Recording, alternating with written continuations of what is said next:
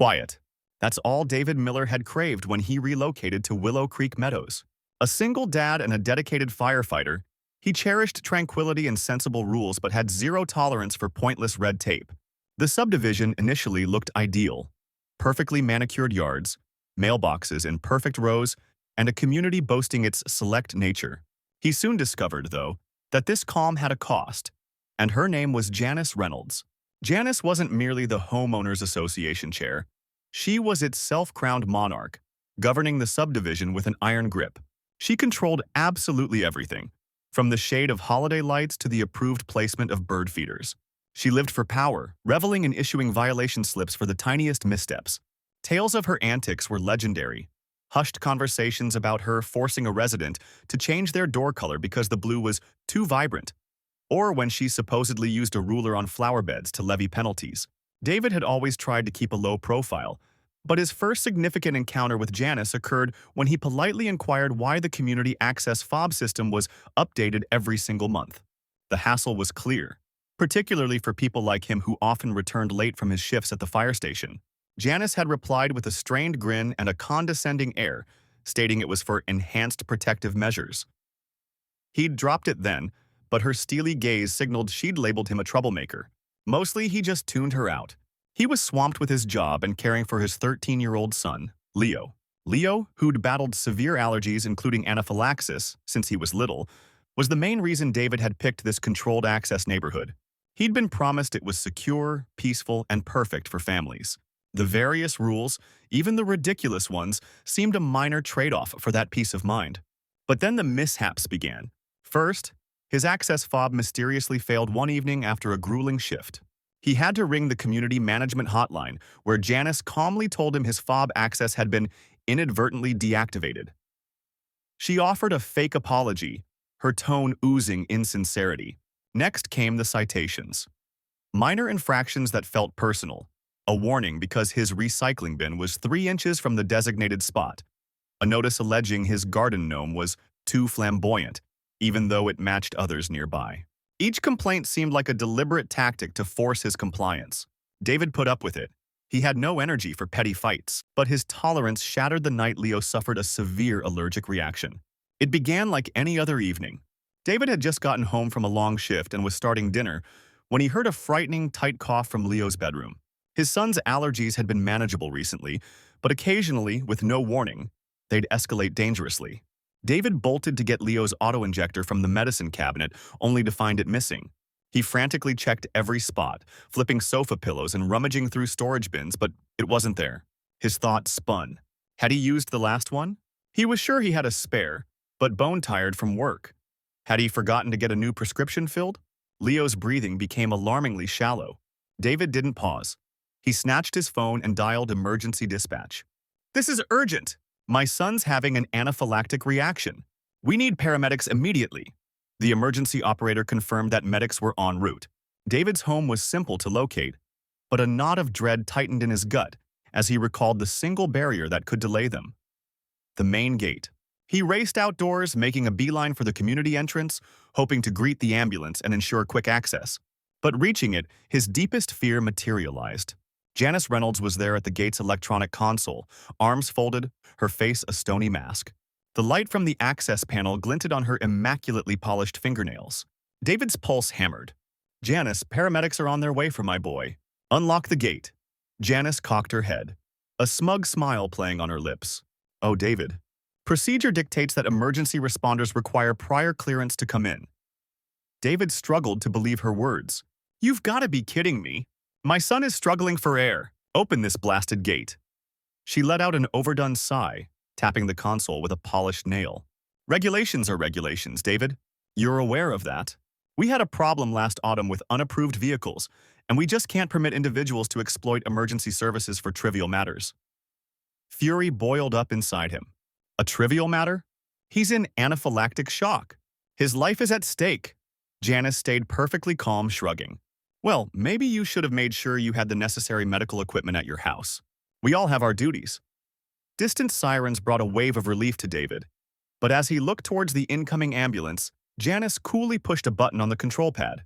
The gate's mechanism clicked shut with a metallic thud. David gasped. What in the world are you doing? She crossed her arms. The association board must authorize emergency vehicle entry for non-fire incidents. I'd truly like to assist, but if I make an allowance for you, where does it stop?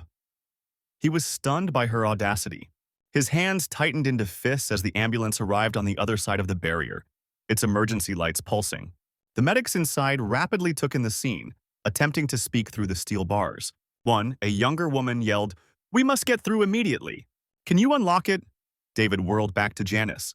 "You're gambling with my son's life." Janice's smug expression didn't change.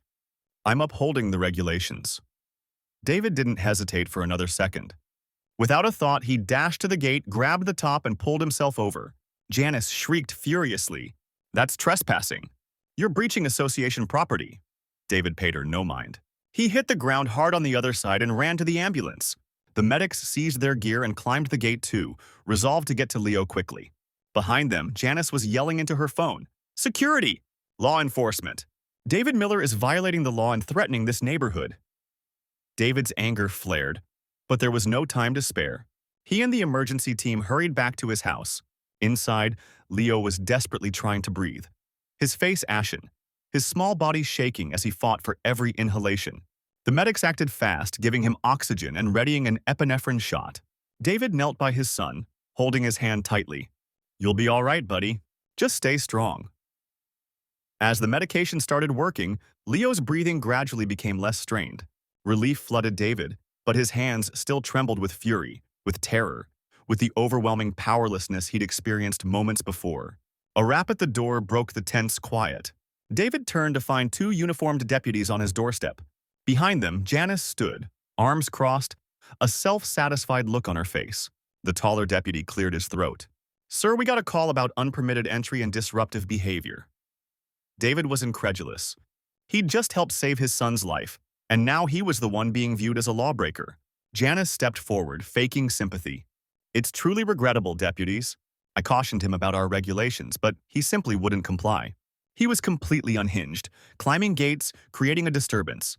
You understand, these rules exist for good cause." David felt a wave of nausea. This woman's nerve was unbelievable. He faced the deputies, his tone firm. "My son was experiencing a critical medical event. She secured the gate and denied access to the paramedics. She endangered his life." One of the medics, still monitoring Leo, glanced up. "That's correct. We could have lost vital time. It was careless and completely uncalled for." The deputies shared a glance. They seemed uncertain how to proceed. Janice scoffed. "Oh, please. His son is all right, isn't he? No actual damage done. But property destruction, ignoring association security protocols, that's another issue altogether." David's jaw ached from clenching it so tight. This woman had almost killed his son, and she still behaved as if she were correct. For the first time, though, Janice's confidence faltered as other residents started to assemble. A few had witnessed the drama from their homes, and now whispers rippled through the small group. Some muttered amongst themselves, others appeared aghast. Janice's face clouded over as a realization dawned.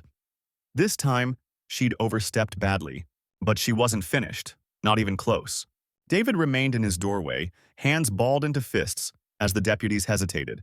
His son was still on the sofa, recovering from the allergic reaction that might have been deadly if the ambulance had been held up much longer.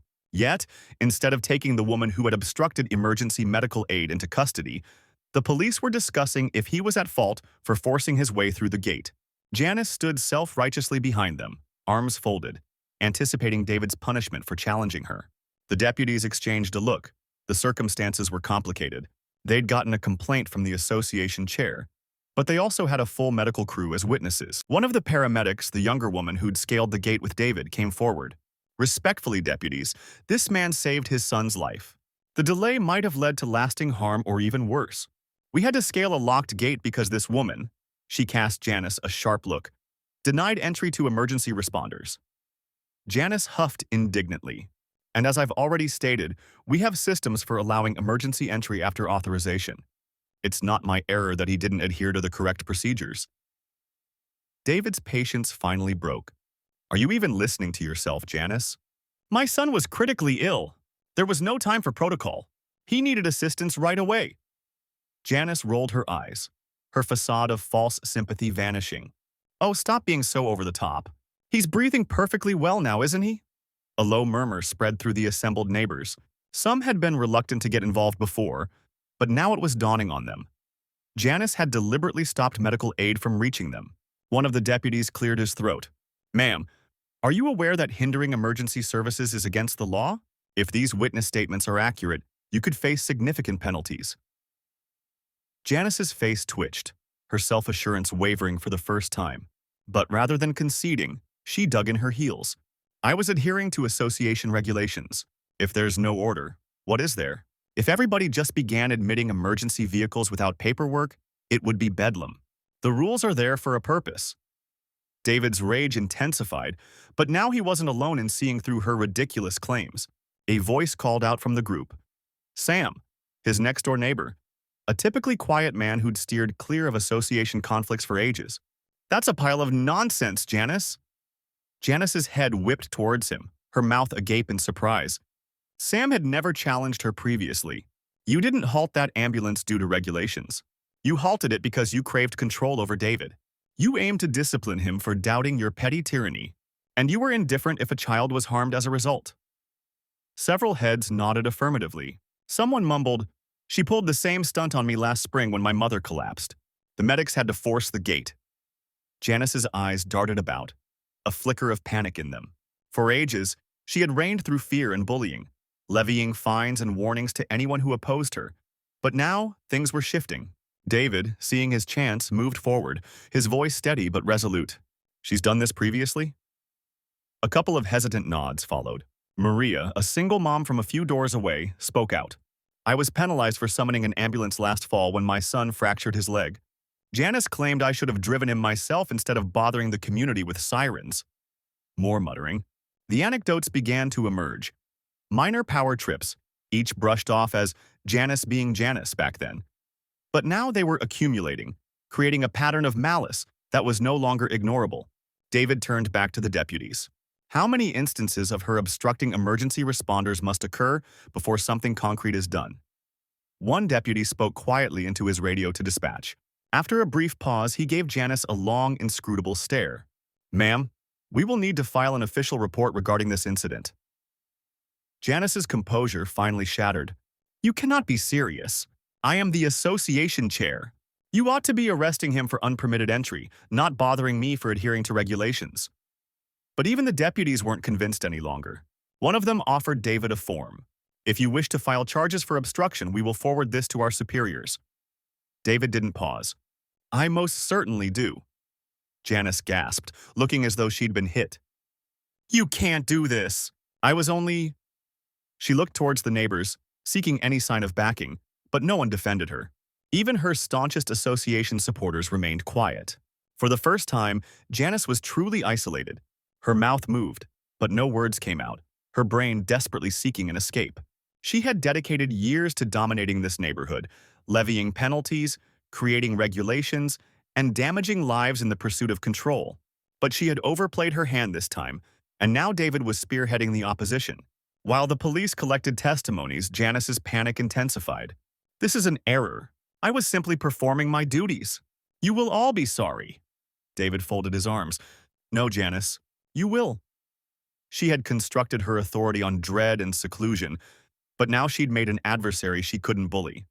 A father who'd stop at nothing to safeguard his child. And he was no longer alone. The instant Janice understood she was losing her grip, her whole attitude changed. Vanished was the arrogant dominance, substituted by a panicked urgency to rescue what little power she still possessed. But the harm was already inflicted.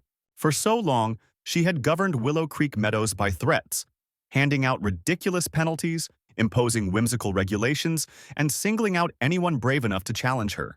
But this day, before the whole community, she had revealed herself as something much more damaging. A hazard. As the deputies kept gathering information, the residents who were once too scared to object discovered their courage. Maria advanced, arms folded.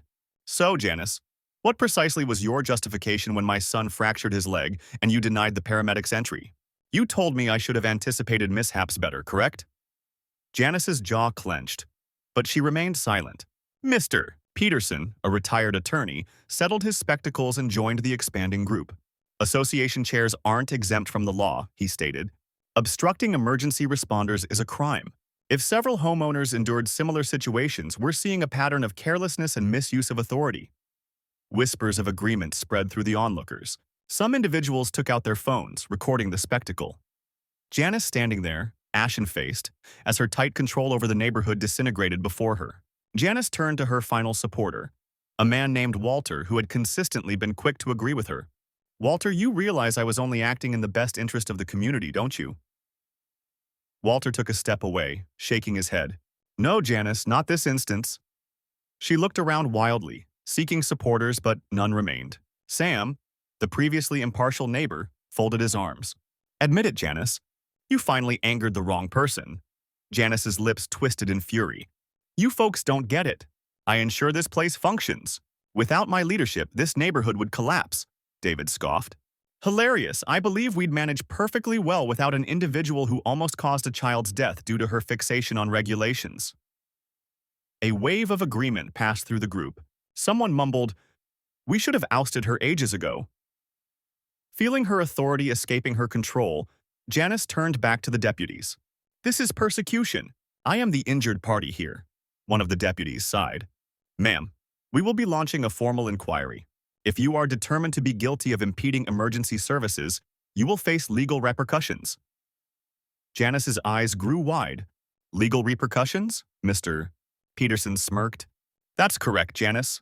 And if any other resident wishes to report her mishandling of association money, I would be delighted to assist in preparing a class action lawsuit." The suggestion of a lawsuit created a stir of anticipation among the neighbors. Janice had penalized and bothered almost everyone present. Now they had an opportunity to retaliate. Individually, people began to step up with their own grievances. Exorbitant fines for absurd infractions, a birdbath deemed unsightly, a fence post minutely off-center. Improper use of association fees. Janice had been using community funds for extravagant personal items like a high-end surveillance setup for her own home. Bullying methods. Janice had threatened residents with eviction for challenging her choices. The deputy jotting notes frowned. "This is extensive. We'll have to escalate this matter." David couldn't suppress a smile as Janice's dominion collapsed right then and there. She had dedicated years to menacing this neighborhood. But now, she was the one facing consequences. Her expression was one of sheer rage, but she had no options left. Nobody was stepping up to protect her. And David had prevailed. Janice had dedicated years establishing herself as the unassailable leader of Willow Creek Meadows. But now, she stood immobilized in the center of the road, her authority dissolving before her very eyes. The police were documenting everything. Her neighbors were siding against her. And, most damningly, her own regulations were now being turned on her. David witnessed the exact moment the truth struck her. Her posture tensed, her mouth tightened, and her gaze shifted between the group and the deputies as if seeking a way out. But none existed. The residents were no longer merely upset, they were prepared for accountability. Maria came forward, holding her phone. "I've just submitted a grievance to the Community Governance Council. With numerous individuals reporting her obstruction of emergency responders, they must initiate an investigation." Mr. Peterson nodded. "And considering the legal ramifications, I suspect they won't wish to be linked with her for much more time." Janice's nostrils flared. "You cannot simply—" "Oh, we certainly can," Sam interjected. "You recall how you constantly declare regulations are regulations? Well, your own bylaws state an urgent association meeting can be convened with sufficient grievances. And guess what?" He smiled broadly. "We've just submitted scores of them." Several others displayed their phones, showing Janice's destiny was fixed. The deputies shared a look before the taller one addressed Janice. "Ma'am, we require you to come to the precinct to respond to some inquiries. If this obstruction resulted in medical harm, the county prosecutor might consider criminal charges." Janice's face went completely pale. "Criminal charges?" she repeated, her voice almost inaudible. "That is accurate," the deputy went on, composed. "And if these allegations of financial impropriety are substantiated, you'll face civil actions as well." For the first time, Janice appeared genuinely frightened. She pivoted sharply, her eyes fixing on David as if he were the source of all her troubles. "This is your doing," she hissed. "You're destroying this neighborhood." "I maintained order," David chuckled, shaking his head. "No, Janice, you brought this upon yourself." Her lips quivered, and for a fleeting moment it appeared she might plead, but her arrogance prevented it. Instead, she spun around and strode towards her home, pushing past residents who neither respected nor feared her anymore. But it wasn't finished. Before she made it to her driveway, Walter, her previous supporter, shouted, "Oh, Janice! I nearly forgot. You're dismissed," Janice spun back. "What?" He displayed his phone. "The association board just voted you out as chair. You are finished." A buzz of excitement went through the crowd. Janice stumbled backward as if she'd been physically hit. "You cannot." "We did," Maria declared with a grin. "And don't worry, a complete review of association finances is up next." The ultimate defeat. Janice was formally stripped of power. Her rule had ended. She emitted an unearthly scream before rushing indoors, banging the door shut. The community burst into applause. David released a breath he hadn't known he was holding. It was truly finished. The repercussions of Janice's collapse were quick and gratifying. The very next day, the association board distributed a formal announcement. Janice Reynolds was permanently ousted from all association leadership roles. Her community access was nullified. Her accounts were frozen awaiting an inquiry. And, most ironically, her own regulations were now being applied to her. David walked onto his patio, mug in hand, observing as the cleanup of her mess commenced. The neighborhood, once hushed and apprehensive, now hummed with activity. Residents conversed openly, no longer worried about being watched or penalized for an unapproved style of bird feeder. Sam, who had avoided confrontation for ages, grinned while redecorating his garden with large, absurd ornaments. Things Janice had previously forbidden. Maria placed a vibrant new doormat, aware Janice couldn't issue citations for non-conformity anymore. The transformations weren't merely for show. The association board declared significant policy changes. Emergency responders would have unrestricted entry, absurd penalties were revoked, and a thorough financial review was in progress to reclaim the funds Janice had misappropriated. And regarding Janice, the probe into her accounts uncovered substantial misappropriation. She had redirected over $15,000 from association money for security enhancements, all for her personal residence. With mounting proof, she faced criminal fraud allegations on top of obstructing emergency services. Her home, which she once lorded over like a stronghold, had become her confinement. The woman who'd spent years dominating the community was now stuck indoors, too ashamed to be seen. 2 weeks later, David observed as a moving van backed into her driveway. She was departing. Janice, once the most dreaded individual in Willow Creek Meadows, was now boxing up her belongings in shame. Walter, her one-time supporter, rested against his vehicle, arms folded. "Reckon she couldn't tolerate living by her own standards," Maria grinned. "I wonder if the next community she relocates to has an association." Sam chuckled. "If it does, she certainly won't be leading it." As Janice got into her vehicle, she cast a final, bitter look at David, simmering with animosity. But this time he felt no anger, just contentment. He lifted his mug in a playful salute. "Have a good trip, Janice. Don't let the association infractions get you on your way out." The neighbors chuckled, and as Janice's car vanished down the road, a profound sense of ease enveloped the community. For the first time in ages, Willow Creek Meadows truly belonged to its people again. David turned towards his home, where Leo sat on the patio, breathing without difficulty. The atmosphere seemed clearer, the neighborhood more liberated, and as he shut his front door, he was certain of one thing. Janice Reynolds would never cause trouble again.